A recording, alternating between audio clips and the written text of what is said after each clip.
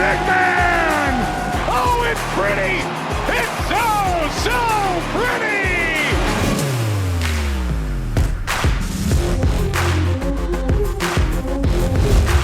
This is MASL Primetime. What's up, everyone? I'm Alex Bastyovanszky. Thanks so much for taking the time to tune in today. And, it's tough to believe, but the Baltimore Blast and Milwaukee Wave haven't faced each other since all the way back in early 2019 before they squared off last weekend. Now, these, of course, are two of the heavyweights of the MASL, and their rivalry runs deep. Baltimore knocked off Milwaukee in the playoffs on the way to winning the league title in 2018. And the Wave, well, they returned the favor the next season before lifting the Ron Newman Cup themselves. Regardless, to say it was a clash of the Titans when they faced off last Saturday would be an understatement. So many delicious storylines in this game, including the return of reigning MASL MVP Ian Bennett in a Milwaukee uniform. And he started with a bang. I mean, listen, it's a scoring chance when you cross midfield. So here's Bennett. He drives one into the goal from just inside the yellow. And Bennett gives Milwaukee the early lead. A superlative strike. But on this day, Baltimore's Lucas Roque matched him step for step. He was incredible. Ferdinand, there he is. Leaves it back. Shot goal. Lucas Roque ties the game at 1. That knotted up the contest at 1 apiece, and the two players were far from done. 3 minutes later, Roque getting his second chance. He makes no mistake. 2-1 Blast. Lucas with both tallies. Just before the end of the quarter, its teammate Jonatos Mello getting in on the fun. 3-1 Baltimore. Bennett spurs the Wave comeback, though, in the second half. First off the pass from Luan Oliveira to pull them within 1, and then again on the doorstep to tie it up here. The teams would trade goals after that, sending this one off to overtime. Santana, good touch for Ferdinand. Over, Roque shoots, he scores! Lucas Roque, number 4, and the Blast win in overtime. Roque with the winner on what was an emotional day for the Blast. Their super fan, Hale, passed away earlier in the week at age 94. Carol had been referred to as the fabric of the franchise, who attended every single home game. Roque talked about her after the contest. I think today it means more than anything because it was a really tough night. We lost someone that we love, so it means a lot to our team. We wanted to win, man. It took whatever it takes. All we wanted to do is come out with the win because I know she will love it. She definitely would have loved that game. It had everything, and most importantly, her Blast prevailing in the end, 6-5. And Baltimore was back at it the next day in Utica. Could they find the energy for another win after an overtime game and then a long bus trip? They went up 1-0, but Moises Gonzalez punishes the net with that shot to tie it up 1-1. UCFC got bombed by Florida the previous week, so they were looking to bounce back, and for a while, it was looking good. Logan Roberts makes it 2-1 Blues, and then it's Moises again. Top shelf, smashing that cookie jar. Utica was up by a deuce. Unfortunately for them, that's as good as it got. Max Ferdinand stealing off the restart. That's a killer. Second half was all Baltimore. Jamie Thomas squeezing it home to make it a 3-3 game, and then it's Mello taking a page out of his book. Same spot this shot, and same result. The Blast pulling away, up 5-3. In the fourth, Nelson Santana fakes out half the Utica team, and finally rips the twine. Beauty. They would add one more to rub salt in the wound. Big weekend for Baltimore as they win both their games. UCFC, though, have got a lot to figure out. They've lost their first 2 contests of the season and got outscored 14-4 in the process. Okay, some league news.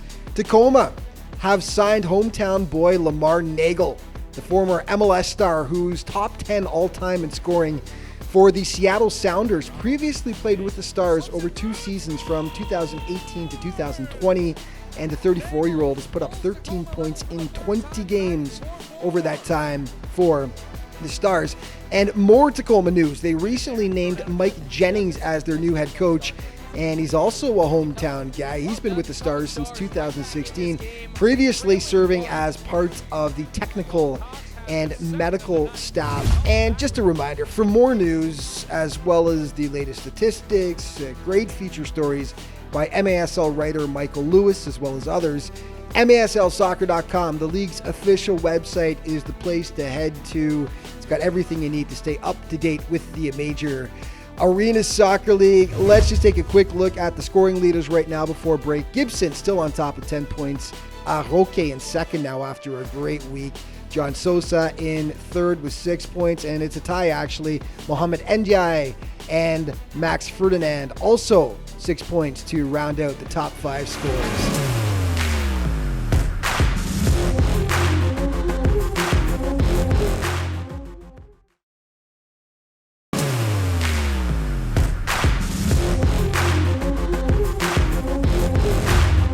Hey, welcome back to Primetime, everyone. One team that's looked downright frightening early this season is the Florida Tropics. But I mean, really, they're just picking up where they left off last year. Now, they did get unexpectedly knocked out in the first round of the playoffs, but in the regular season, the Tropics were just dominant, finishing tops in the standings. And with a stacked roster once again this year and a bit of extra motivation, Florida has every intention of going all the way this time around, and they're this week's Primetime Spotlight.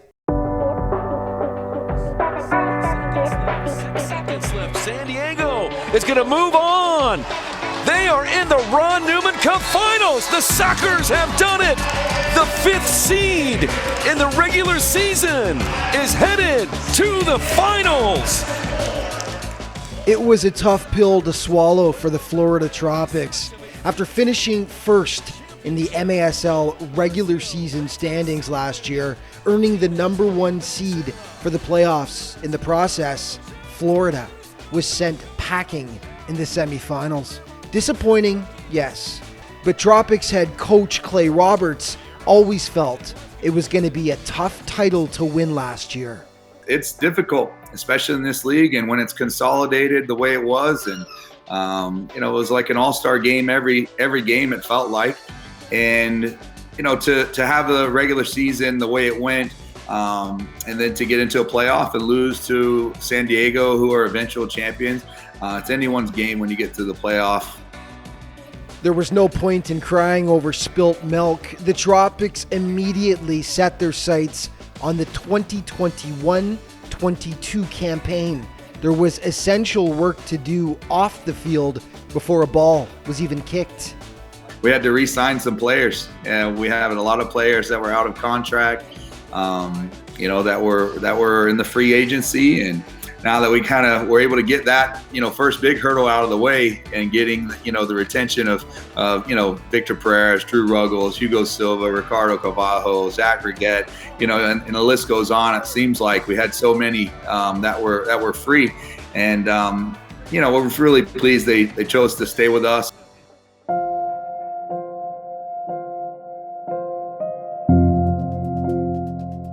There's certainly big shoes to fill this season, as the Tropics have lost reigning league MVP Ian Bennett, who was on loan to the team from Milwaukee last year. But they've shot out to a 2-0 record so far and look as terrifying as ever. I don't think we were given any help with the schedule, having to go up to Baltimore on their home opener, and then creep through the night up to Utica and see them for their home opener as well. But we just made it a point of emphasis from the day one of the players arriving to say, look, we have what we have in a schedule, and that's the game we get to play, and our focus is to get ready to do that.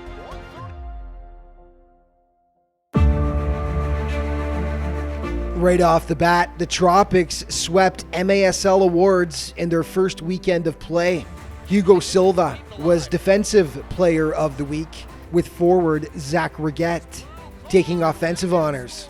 Hugo Silva is up at the top for me, and he proved that on Saturday night at Baltimore, and then somehow, as beat up as he was, did it again on Sunday at Utica. So fantastic performance, just composure and big save moment were there in both matches. Misconnected and a deflection off of Donatelli in the goal. Riggett scores again. it's a team game, and when you've got guys like Zach Riggett that are putting themselves in the right place, whether it's a back post or inside the box for cross pass, he's a pretty versatile goal scorer. And so to have him back and have him motivated and fit the way he is a great thing. We're excited for his start. The Tropics are led this season by their captain, MASL veteran Victor Pereiras. Yeah, Victor Pereiras is a fantastic, player, but a fantastic human being. He's our team captain, and he's nearing his 100th game, and so we're excited to honor him. And in an upcoming game here, he's such a threat himself, and again, he's already off to a good start with a great power play goal at Baltimore, and just really setting the tone. No doubt there's extra motivation this year to achieve their ultimate goal, finally capturing the Ron Newman Cup. And Roberts feels that with so many of his core that were free agents choosing to return to the Tropics, it'll be a true team effort. We're really pleased they chose to stay with us and like you said, feel that little bit of passion to accomplish that goal together in the next season. Yeah, they have looked good so far. Okay, goals against average, top goalies so far. Hugo Silva leading the way, followed by William Vanzella, Nicolau Neto, Matt Perella, and Juan Gamboa of the Dallas Sidekicks to round it out.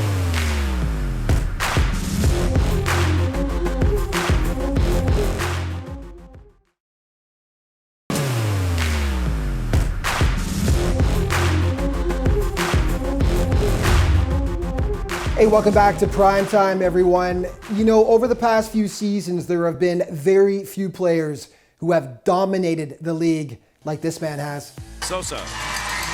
Leo. Shot. Goal! Goal from the great Leo Gibson. The legendary Leo Gibson, player-coach for the Kansas City Comets, is the MASL's all-time leading scorer, and he's off to another great start this season. And he joins me now from Kansas City. Leo, thanks so much for taking the time. How you doing, man? Things are wonderful. Thank you. Well, it's so great to have you on. And let's just start off with a look at your Comets so far this year. You started off the season great. You swept your home-and-home series with your in-state rivals, St. Louis. Just talk about the Comets and how you feel the boys have played. Well, I thought, it was a great start for us. From not just the St. Louis game, but the tournament, the Central Cup that we had. We thought it was great. We accomplished what we wanted to do in that tournament, and then that kind of prepared us for the start of the season. And I really thought we had a great start. It's always a challenge when you play in St. Louis, just because for some reason that rivalry creates a whole different kind of intensity. Well, yeah, that rivalry you guys have got with St. Louis, anytime KC and St. Louis face off at any sport, it's always super intense. But I want to get your perspective on that as a coach and a player, what it's like when you guys face the ambush. It's like this, sibling rivalry. We are in the same state, and it's always, you have fans traveling to both games. It helps create this atmosphere, and it's always a great competition, when we are playing them compared to any team in the league, just because, they're our next door neighbor, and for some reason, St. Louis brings it when we have to face them. It's definitely one of the best rivalries out there. Always love it when you guys square off. But Leo, just tell us a bit about this Comets team this year, the makeup of the squad, and what you expect of these guys going forward. Well, I think our goal is to do better than what we did last year. Most especially because we are the same group of guys that ended the season last year. So no excuse. We have tremendous experience playing together, the same core group of guys. We strongly believe that we are in a very good spot to do better than we did last year. We know last year getting out in the semis, it was good, but the expectation now is different. Well, Leo, you are one busy guy. You added the title of head coach to your resume back in 2019. So you're now doing double duty with the Comets as a head coach and a player. Just wondering what the experience has been like for you so far, and is it what you expected? It's gotten better. It's still challenging, but it's gotten so much better with the help of Stefan Stukic. Now I'm being on the sideline where I can focus on playing. But it's a challenging job. I did not know. I mean, I had an idea, but I did not know how challenging it is. But, the group of guys that I have, the guys are so smart. They're all good soccer players. So it really helps. It's gotten so much better this season. Just because of how much we have prepared and how much I have prepared too. So it's a lot better, but it's one of the most challenging things I've ever done. Before I let you go, Leo, of course, got to mention you are the MASL's all-time leading scorer, and you entered this season in a race with Ontario's Frank Théu to see who would become the first player to hit 400 career MASL points. Is it something you thought much about coming into this season? Honestly, no. I have no idea. I had no idea. I really do not. I really enjoy playing. I love it. I see it as a blessing and a privilege. And I just enjoyed every single game, every opportunity, most especially the people that I play with. But it's always nice to hear in the end, because I really put a lot of work into it, and I had no idea that's where Frank and I were, and I wish Frank all the best. I think this guy has all the potential, the height, the structure, the technical ability. So, it's nice to be in that kind of a accomplishment with him as well. Well, you're a true sportsman, Leo. It's going to be fascinating to watch the chase this season. And listen, as I said before, you're a busy guy. Thank you so much for taking the time today. Really appreciate it. Take care, and we'll chat soon. Sounds great. I appreciate you, and I appreciate all that you do for the league and help us get to people. So we appreciate you, and we always look forward to talking with you. You're too kind, man. Thank you very much. I appreciate it. Take care, Leo. Thanks.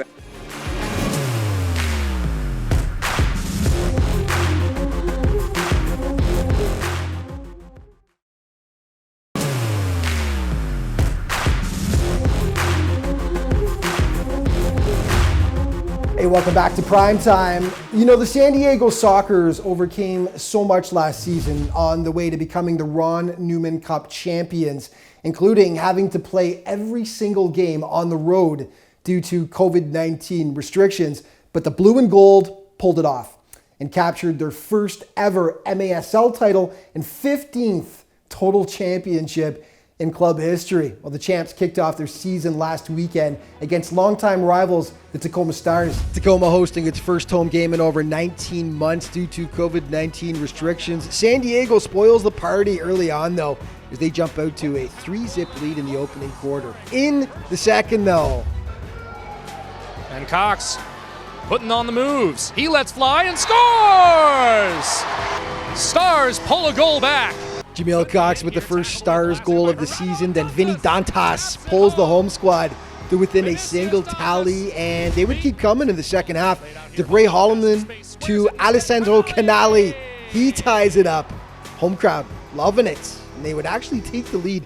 But then Brandon Oscoto picking the top corner. You will see that one again in the plays of the week. Pinpoint precision. The Sockers were up 6-4 when, look at that flick by Dantas. Cheeky. Cox the finish. Unfortunately for the Stars, though, San Diego kept them just out of reach the rest of the way. They dropped Tacoma by a 10-7 final score. One more game this week. KC looking to stay perfect on the season as they face Dallas, and the Sidekicks draw first blood. David Ortiz shaking and baking to Oscar Romero. 1-zip green and white, and Dallas's Juan Gamboa making some big saves. Look at that one. Right at you. Great goalkeeping. Nothing he could do about this one, though. Leo the legend Mr. Gibson roofing it past Juan to get Casey on the board, and then Lucas Souza squeezing it past the Dallas keeper to put the Comets up 2-1. They would reel off 3 straight goals after that, including yet another by Gibson as he draws ever closer to 400 regular season points. The Sidekicks try to claw back. Philip de Souza ripping that one home. Look at this magic by Gibson, though. A lesson in how to play the arena game. Off the boards to Lucas Souza. Gamboa can only shake his head and look on helplessly. So KC remaining perfect, a 3-0 start to the season as they drop Dallas by a 6-4 count. So here's a look at the standings so far, and we should point out the league has moved to a points-based system this season. 3 for a regulation win, 2 points for an extra time or shootout victory, and 1 point for the losing team in that case. As we see the West Division here, San Diego picking up their first win of the season. Tacoma yet to win so far. And in the East, Florida perfect. Baltimore, great week to go to 2-1. Utica yet to win on the campaign so far. And here's a quick look at the playoff format. The division winners will be seeded 1 through 3. After that, it's based on the records of the remaining teams, regardless of what division they play in, to determine the matchups. And then the winning squads in the quarters will be reseeded in the semifinals. Primetime players for this week: William Vanzella, your defensive player of the week, the Blast goalkeeper. Fantastic stuff. 2-0. He sits second in the league with a 4.30 goals against average, and he came up with some massive stops against the Blast as they dropped their rival Milwaukee. And his teammate takes the Offensive Player of the Week award. Last week it was Florida that swept it. This week it's Baltimore, and it's Lucas Roque. 4 goals in week 3, including, of course, that huge OT winner against the Milwaukee Wave in overtime, which you are about to see in a moment here in the plays of the week. I mean, listen, it's a scoring chance when you cross midfield. So here's Bennett. He drives one into the goal from just inside the yellow, and Bennett gives Milwaukee the early lead. Gonzalez strikes it right into the wall. Follow up, score! Turned over. Escoto has a man in the middle. Goes himself. What a finish! Brandon Escoto, short side. That is Dantas. Scoops that inside. Jamel Cox! Well, lovely execution. Utica on the counterattack. Gonzalez scores! Center. Mello wide open on the wing. Trying to take Roberts on. He doesn't, scores. Sosa. Gibson. Shot. The coach. Gibson Good. with the goal. Just like that. Efficient. Cut by Steinwalker. Great tackle by Rayleigh. Santana. Good touch for Ferdinand. Over. Roque. Shoots. He scores! Lucas Roque! Number 4! And the Blast win in overtime. And that is going to wrap it up for this week's episode of Primetime. But just remember, all throughout the season, you can stay up to date with everything that's going on in the league. All the latest statistics, transactions, great feature stories as well, by checking out all of the league's different social media outlets. Thanks so much for watching. See you next week.